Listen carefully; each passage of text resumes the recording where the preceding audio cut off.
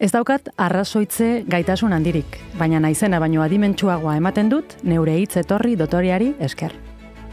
Gure gaurko gonbidatuak horrela definitu zuen bere burua autoerretratua zeritzon atal batean. Autoerretratuak ordea maiz izaten dira faltsuak, maiz izaten dira maskarak. Gaur, eneagraman, poeta bat, ipuingile bat, haur literaturaren izarra, Lekeitioko sakristauaren iloba. Gaur, eneagraman, Miren Agur, Meabe, Plaza. Ongi etorri, Miren Agur, mila esker, gure gonbidapena onartzeagatik eta gurera etortzeagatik. Badakit eta beldurrapur batekin hartu zenuela proposamena. Hala ere, esango nuke ona zarela zu beldurrari aurre egiten, ez? Bueno, eskerrik asko zuei gonbidatzearren. Beldurrari dagokionez, nik bereiziko nintuzke beldur mota bi. Bata dira, batzu dira norberaren, norberaren etzaidenean gainditu behar diren beldurrak, eta horiek errezago menderatzen ditut, neuna izelako neure aurkaria, baina bestela, inorekiko liskarra edo konfliktoa dakarten beldur horiek kudeatzen asko zailagoa egiten zait. Bueno, beraz, eneagramara etortzaren beldurra lehenengo kategoria horretan sartzen dugu, hemen ez baitago liskarrik, ez da egongo inongo arazorik, seguro. Hasi nahiko nuke agian txikitik, eta txikitik esan nahi dut publiko txikitik, publiko infantila, idazlea zara, poeta zara, baina esan dut sarreran ere, haur literaturan izarra. Eta, asko idatzi duzu aurrentzako, baina azken urteetan esango nuke nabarmentzeko moduko lana izan dela Katxaren saga hori, ez da?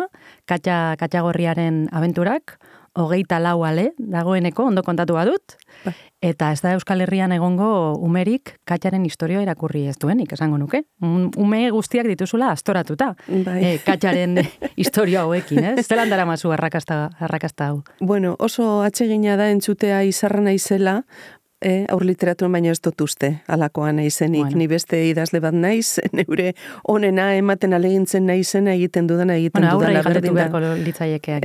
Aurrei galdetu. Baina egia da, aurrei asko gustatzen zaiela bilduma hori, eta orain dela 6 bat urte edo abiatu genuen, Elkar Argitaletxeak proposatu zidan, irakurle hasi berrientzako sorta bat egiteko edo ideia bat proposatzeko, eta askatasun osoa eman zidaten. Ez zidaten esan, ze pertsonaia mota, biziduna izan bertzuen, gizakia izan bertzuen animalia, eta ordura arte animaliekin laneik egin gabe nengoenez, pentsatu nuen zergatik ez, kuadrilla bat asmatu, eta kuadrilla horretako pertsonaia bakoitzari, gizakion ezaugarriak ipini.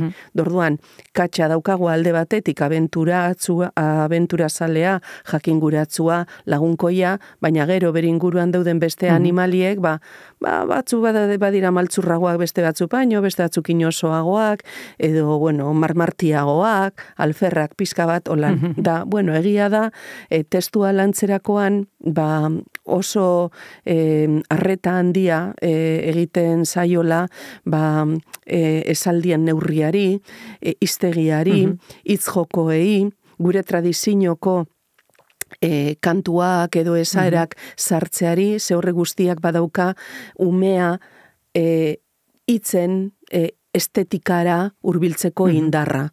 Orduan, alde batetik testua musikala delako neurri batean, beste aldetik oso gai anistasun handia eskaintzen delako, ze badire ipuin batzuk abentura utzean geratzen direna, baina este ipuin batzuk badaukate kutsu espiritualagoa ere edo filosofikoa, nik uste dut umeen alako gustu anistasunera edo iristen direla, eta horri gehitu eskero, marrazkilarien lanaren kalitatea, ze zoragarria da sortu duten unibertsoa, unibertso plastikoa, egia da umei asko gustatzen zaiela.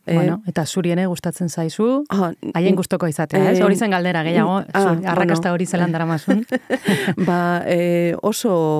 Oso atsegina da, ze edo zein tokitan esaten didate, igual aurrezki kutxako hilaran nago, eta gure azoren bat etortzen zait esanez, nire alabak etzuen nahi izaten irakurri, eta Katxa deskubritu denetik, han hartzen ditu liburuak, eta ez dut nahi hau arroplantekin esan, baina politxa da ikustea, behintzat, hasi bat edo ale bat eskaintzen duzula hor, ezta? Harrokeriari gabe, baina harrotasunez. Hori da, bai, eta bueno, urtero lau ale taratzen ditugu, datorren urteko lehenengo biak ere martxan daude jadanik, eta beti, bueno, mundu magiko eta errealista hori biak uztartu, eta ahal den neurrian gai berriak eskainiz jarraituko dugu. Baduzu meritua, hogeita piko eta oraindik ere etorria izatea, ez dago bat ere txarto. Bueno, haurtzaroaz ari garela, zure haurtzaroaz galdetuko nizuke, edo orokorragoan agian, galdetu nahiko nizuke asko zaren atzera begiratzekoa, iraganari begiratzekoa, edo gehiago zara aurrera begiratzekoa, eta planak, eta metxak, eta proiektuak buruan ibiltzekoa. Nik uste dute beti izan naizela atzera begiratzekoa, eta horrek badaukala zer ikusirik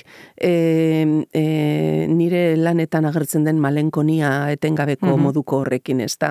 Nostalgiarekin lotzen duzu orduan. Bai, beti danik agian izango dau horretan zer ikusirik, beti, txikitan, jente helduaren artean hasi nintzela. Gure etxean, bederatzi lagun bizi ginen, baina bederatzi horietan neun nintzen ume bakarra. Gainerakoak helduak edo oso helduak ziren, amama itxitxa, amamaren aizpa, lan klan bat, ez da? Eta jente helduaren artean zaudenean, nolabait kutsatu egiten zaizu iraganera begiratze horri, ez da?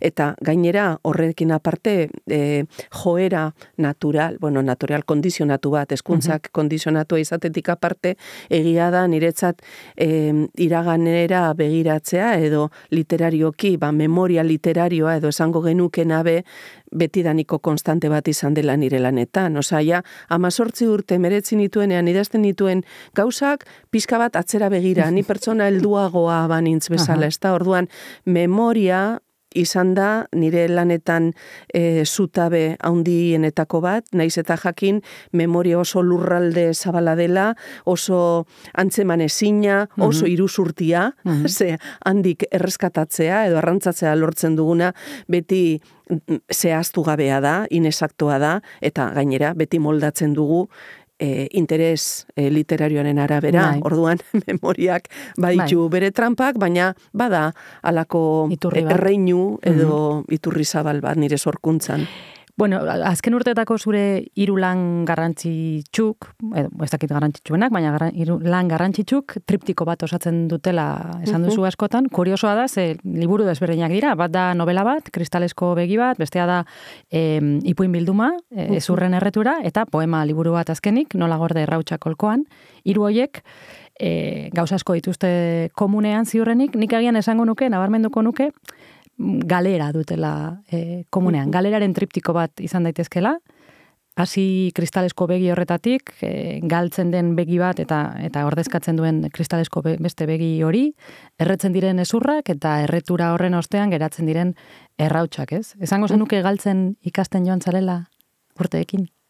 Hori da bizitza. Bai, ez da. Nik uste dut sakonean, funtzean bizitza hori dela. Jaiotzen garen momentutik hasten gara galtzen. Irabazten eta galtzen aldi berean.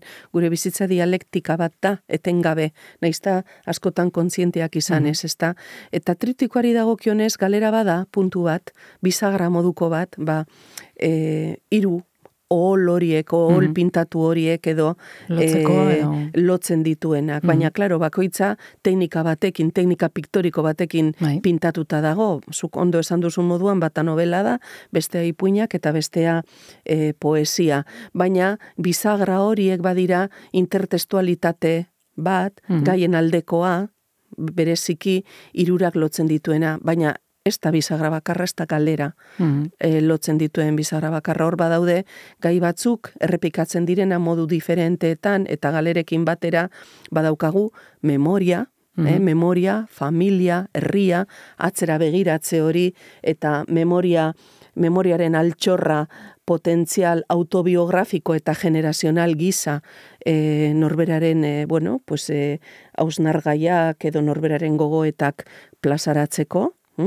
Orduan galera, badago memoria, badago bestalde batetik emakume sujetuaren gorputzaren kontzientziaren gaia, hori nire hasierako poemetatik islatzen hasi nintzen, desioaren esplizitazioarekin batera, beste gai bat aipatuko nuke, zaintzaren adela, zaintza tradizionalki edo ituraz emakume hoi esleitu zaigun zeregin gisa, zaintza ez bakarrik izaki bizidunena, gure familia biziarena, baizik eta baita hildakoena ere, hilobiak garbituz edo kanposantuko zereginak eginez, beste gai bat o beste bisagra intertextual bat izango litzateke amodioa desamodioa kinka, beste bisagra bat izango litzateke idazkuntzari edo sorkuntzari buruzko hausnarketa, zertarako idatzi, nondik idatzi, ze talaiatan jarri idazteko, zilegi da idazten dugunean norberaren min intimoak aurkestea ala ez, en fin, zazpi bururatu zaizkit, orain zazpi bisagra. Eta gehiago nahi duenak, irakurri beharko du triptikoa. Bai. Ez dakit orden batean edo berdin duen ordenak. Bueno, nik uste dute ordenak badaukala. Bai, ez da, errespetatu beharra dagoena. Bai, esan duzu, ez da, galdu egiten dugu, baina nik uste dut idatzia ala, zerbait onaiko nukenik horrela izatea irabazi egiten dugu, eta zer da irabazten duguna sortzaile gisa, nik uste dute ofizioa irabazten dugula. 2013an kristalesko begi bat idatzi zuen idazlea, ez da 2020an Nola Gorde Errautsakolkoan idatzi duen idazlea, gaiak, bizagrak, intertextualitatea kuestionazinak dira, baina horiek lantzeko luma, trebezia, nire ustez, eskarmentua eta seguridadea. Nik uste dut bestelakoak direla urteen poderioz, ez da? Izan ere, Nola Gorde Errautsak kolkoan liburu, errautsa, ez da pluralean, beti egiten dut da, Nola Gorde Errautsak kolkoan poesia liburu horrekin, Espainiako Poesia Sari Nazionala irabazi zenuen, euskarazko zorionak. Eskerrik asko. 2 urte beranduago, edo 4 urte beranduago. Euskarazko poema liburu bati ematen zitzaion eta eman zaion orain arte lehenengo aldia. Ezta, uste dut sari hori irabazten denean deitzen dizula personalki ministroak, ez? Bai. Berria emateko.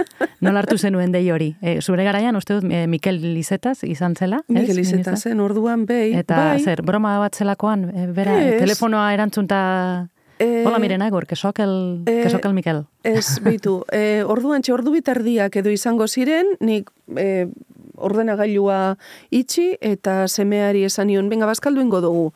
Arraina frigitzen duan bitartean, zerbait faltezan zan zuen, supermerkatura jeitxiko naiz.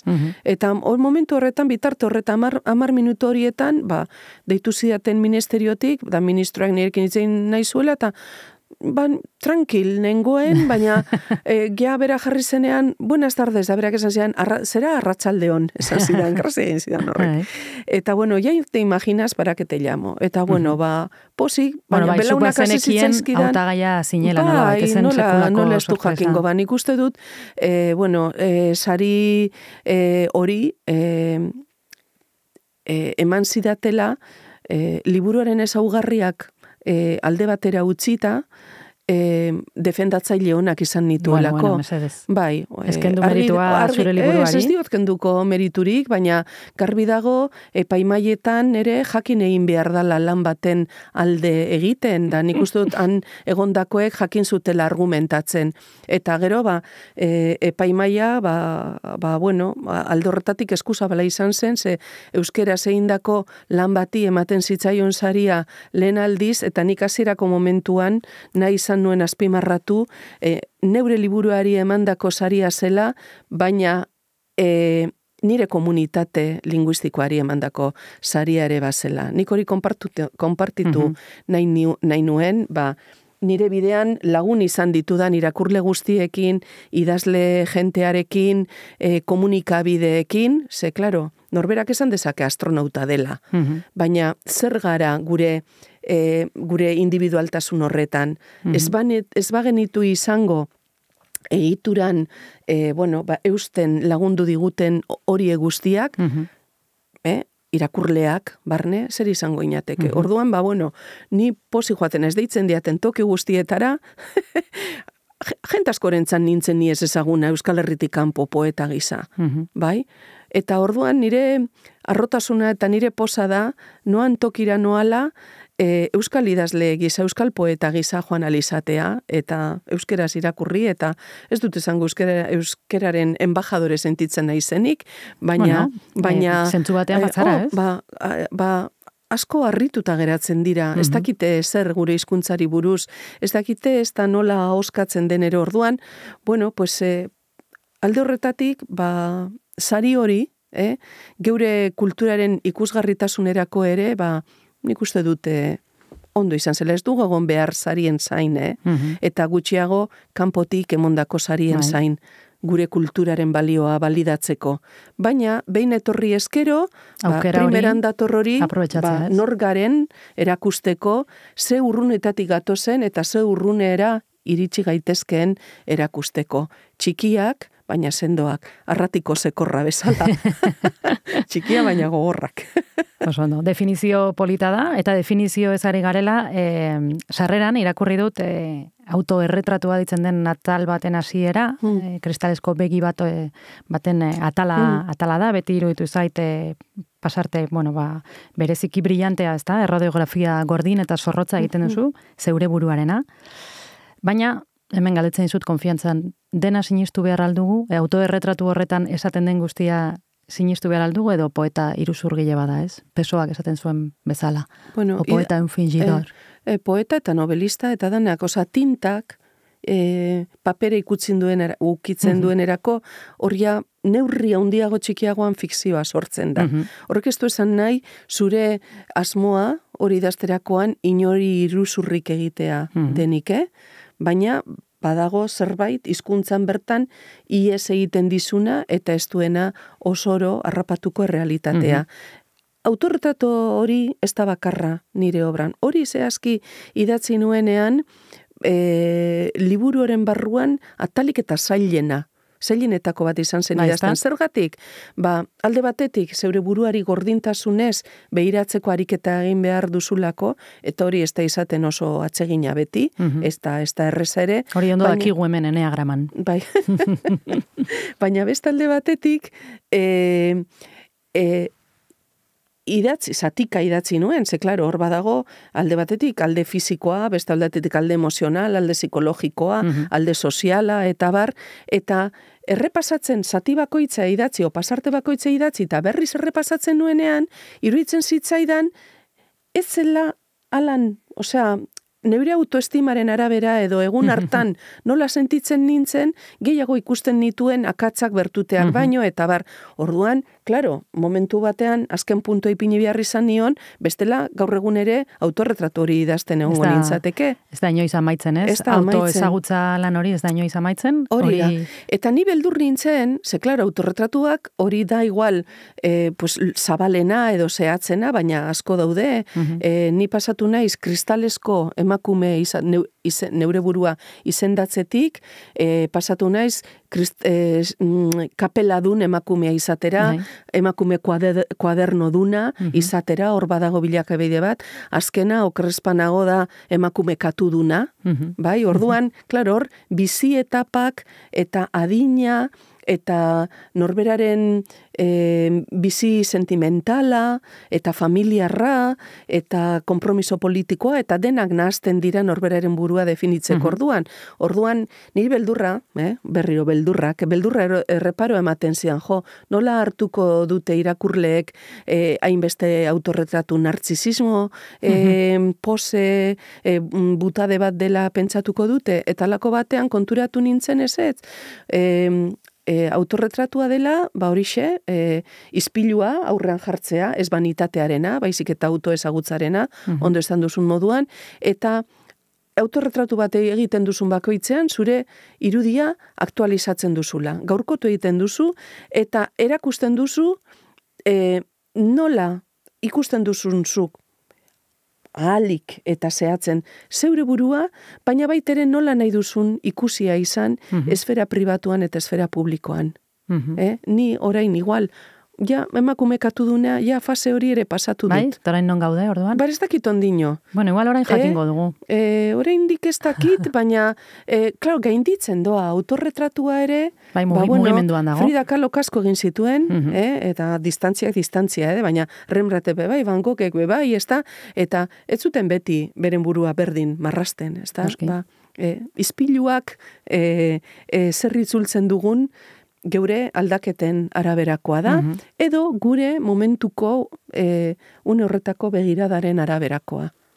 Ba, guk ere ispilu bat jarren nahi dizugu aurrean oraingoan, eta horretarako beste lagun bati deitu behar diot, bera eneagraman aditua da, eta zure netiepoari buruz zeo zer esan nahi du, uste dut pista asko eman dituzula, nabari da ondo ezagutzen duzula zure burua, eta uste dut errez jarriko diozula oraingoan, beraz, ongietorria emango diogu, Jokin Amestoiri. Jokin Amestoi, ze moduz? Kaixo guztioi. Hemen daukazu Miren Agur.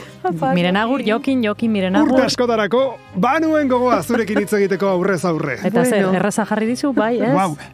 Ez pentsa. Kontxo. Aitortu beharra daukat gainera, elkarrizketa entzun aurretik, pista batzuk banituela, Autoerretratuak eman dit informazio desente. Tentu zentzuten aritu naiz, eta batzuetan badakizu zer gertatzen den, gonbidatuekin. Batzuetan, norbaiten elkarrizketa entzun, eta argita garbi. Eneagrama tipo honekin egiten du bat ez ere. Beste kasu batzutan ez da hain argia izaten, eta aitortu beharra daukat, Miren Agur, zuke eneagrama ezberdinetako ezaugarri asko dituzuela zuk denak elkartuta zugan, edo hori da nik bentsat pentsatzen dudana. Beraz, zelako ilusio egiten dian horrek, zeni oso entsalada salea naiz. Entsaladak eta Macedoniak eta horrelako gauzak. Kasu honetan ere, ala dela uste dut, Eneagrama Macedonia bat. Baina bada ez bada eta zalantza batzuk uxatzeko eta argiago izateko pare bat galdera egingo dizkizut. Bai. Gero 3 aukera emango dizkizut, Bai, test modukoa. Bota. Aukeratu nahi duzuna. Begira, entzun mesedez. Zure laguna den idazle batek bere liburu berrirako hitzaurre idaztea proposatu dizu. Hasi zara, zer egin horri forma ematen, baina idatzi duzuna ez da zure gustukoa. 3 aukera. Tira, sarritan gertatzen zait gauza bera. Gaurkoz nahikoa idatzi dut. Seguru, beste egun batean inspiratuagoa egongo naizela eta borobilduko dut testua. B. Argituzu. Ezkoa, esaten, ja. B. Jakin izan banu, ezetz esango nioke nire lagunaren proposamenari. Beste entzat hitzaurreak idaztea gero eta jasain ezinagoa egiten zait. Erez? Ez. C. Kontua da beste 1000 zer egin ditu dara. Beraz, emaitzarekin pozik egon ez arren, alaxe bidaliko diot nire lagunari. Azken finean, hitzaurrea da, eta nik idatziteko novela bat. Ez A, ez B, eta ez C. Hori Julenekin ere gertatu zitzen. Bai, zaila jartzen digute batzuetan. Orduan, zain izango duzula. D. Zein da, D? Lehen da bizikoan, txukun idatziko duzu, eta hor jarraituko duzu gainera testu egokia lortu arte. Bai, ez dakit lehen da bizikoan txukun idatziko dudan, ze ez naiz talentu apartekoa eta bueltazko eman behar izaten dizkiot, edo zein testuri izan txiki, izan haindi. Baina neure momentu horretan, neure topea jo arte, nik ez dut itziko testua, gainera lagun batentzat, edo norentzat izan da, baina nire lema da, ez dakit pesoaren esaldia den, egiten duzun guztian ipini bihotza. Eta bihotza da geure onena emotea bakoitzean. Orduan, nik erreingo neuke konforme geratu arte. Hau etzen una aurre ikusten, Jokin? Ez, nik ez diot garrantzirik entzen. Agian apropos egin dut, Abederena, Agian ematen duzuna, baino azkarragoa zara. Gauza bat bentsat buruan, oraindik ere zalantza nuen orain oso argi gelditu zait. Bai. Perfekzioarekin du zer ikusia. Ados, 2. galdera. Zure liburuetako bat ingelesez argitaratu berri dute. Horren arira, New Yorkera gonbidatu zaituzte aurkezpenean parte hartzeko. 3 aukera. A. Idazlea izateren alde ederretako bat. Bidaia ugari eta gastu guztiak ordainduta. B. Liburuen aurkezpenak ez ditut bat ere gustoko. But I love New York, beraz, bai, gustora joango naiz. Eta C. agenda betegia dut azken aldian. Lasaitasuna behar dut, atxeden hartu, beraz, ben handiz baina orain honetan ezetz esango diet. Ez dare? Ez A, ez B Nik eta ez uste dut, C. nik onartuko nuke gustora, Nueva Yorkera joatea, baina lehenengo esango nukena izango litzateke, ez dakit inglesik, mesedez egon dadila norbait nirekin, esan behar dudana ondo transmititzeko. Ados. Bueno, baina hori zar daiteke lehenengoan. Lehenengoan zar daiteken. Bai, joango nintzateke. Joango nintzateke, baina... Apostrofearekin. Bai. Asterisko batekin, itzultzaile interpretea... Deitzen didaten tokietara joaten naiz. Pentsatzen du gainera nire konpromisoa dela nire obrarekin, obra horri be bultzegitea, baina neu ikusten banaz ez gai hori behar den moduan egiteko, baskatuko nuke itzultzailea bera nirekin egotea edo interpretari bat. Oso argi. Bai, argi eta garbi. Macedonia. Bai, ezta? Hori da zure diagnostikoa. Gaur Enneagraman Macedonia. Bai. Zaukatik diogu hau. Uste dut, hainbat eneatiporekin egiten duzula bat. Ezaugarri dagokienez. Hasiko gara. Bigarren eneatipotik hasiko gara. Zergatik? Hor delako gauza batzuk, Katixa, zuk ere gainera ezagutzen duzu Miren Agur apur bat, eta zuk ere eman dezakezu zure iritzia, nola ikusten duzu Miren Agur kanpotik. Bai. Ze, hori ere aipatu beharra dugu, oso ezberdina da barrutik nola ikusten dugun gure izaera eta jokaera, eta gero kanpotik zer irudi ematen dugu. Baina, tira, bagoaz. Bigarren eneatipoarekin bat egiten duten pertsonek euren buruaz irudi ona dute. Maitasunak garrantzi handia du beraientzat. Emozionalak dira, gertukoak, harreman pertsonalak asko zaintzen dituzte. Irekiak dira, kontzientzia sozial handikoak, eta bestei laguntza helburu duten lanbideak izaten dituzte maiz. Honek guztiak ordea, bere arrazoia du. Maitasuna bueltan jasotzeko asmoz ematen dutelako. Sarritan euren burua ez dute behar bezala zaintzen, beste pertsonak euren beharren gainetik jartzen dituztelako, horrek sorde dezakeen desgazetan nekearekin. Zure kasuan, zerbait ikusten alduzu, hor ezaugarri horietan zugan? Bueno, ingurukoak zaindu, harremanak zaindu. Alegintzen naiz, baina uste dut ez dudela egiten egin behar nuken bezain ondo edo bezain sarri.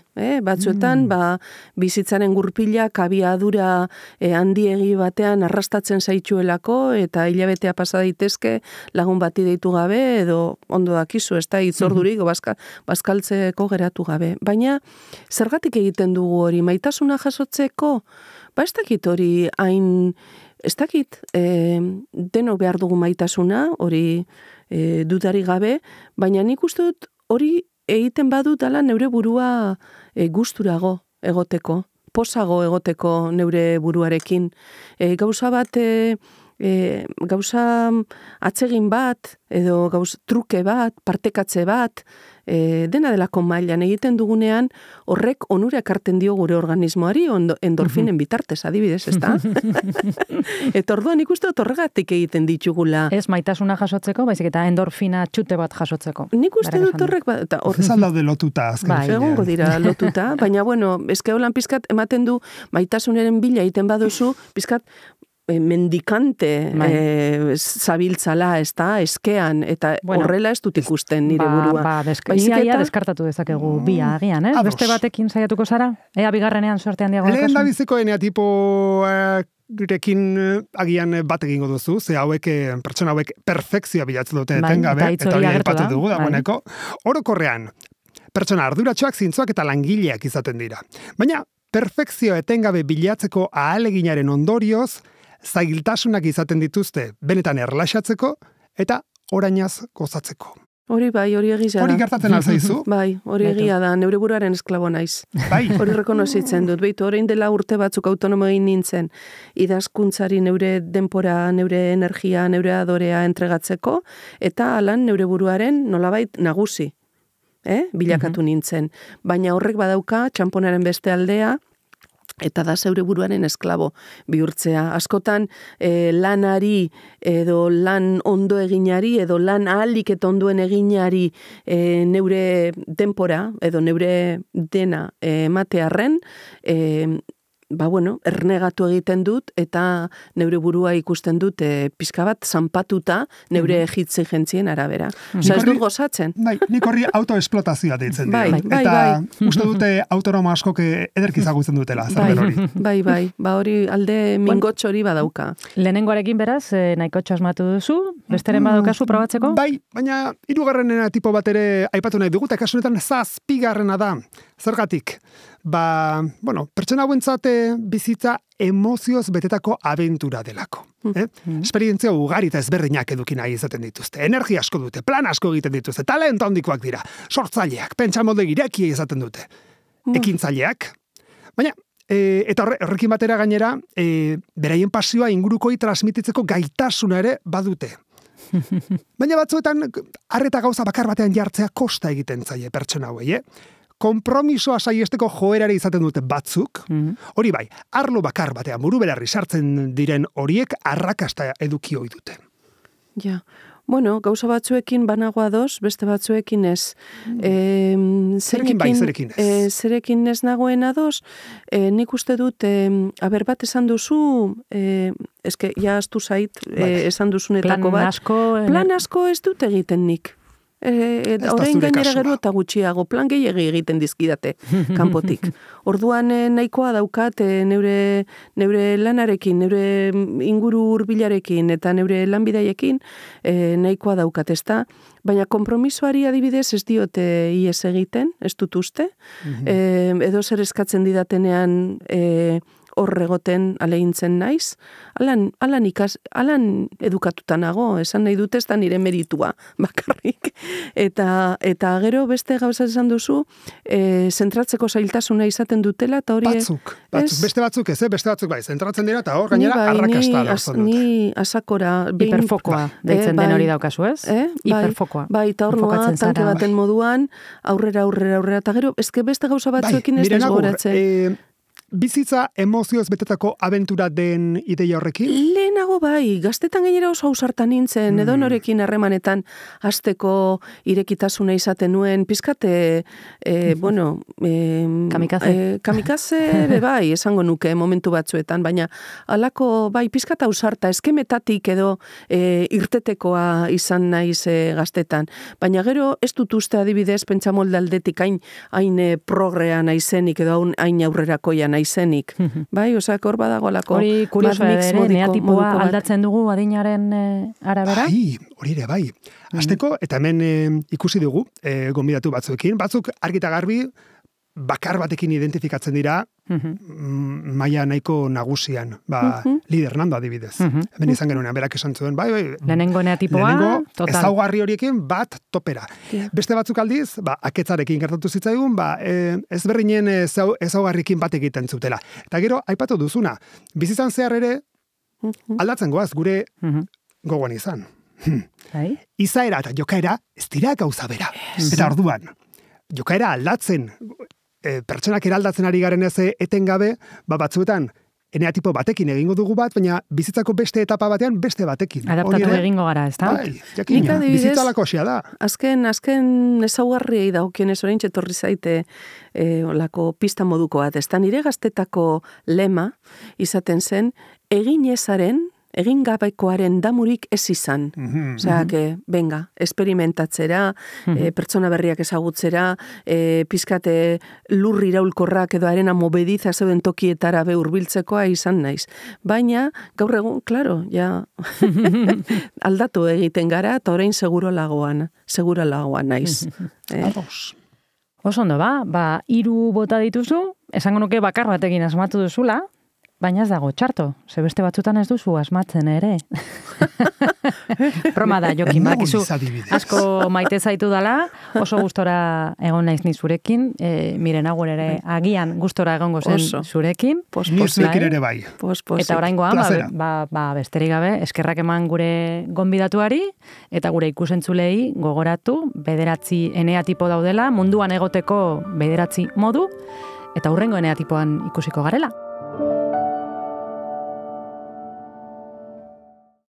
Eneagrama podcasta begirak ekoitzi du EITB Mediarentzat. Guau plataforman edo zure gustuko agregatzailean jarraitu gaitzakezu eta arpidetu.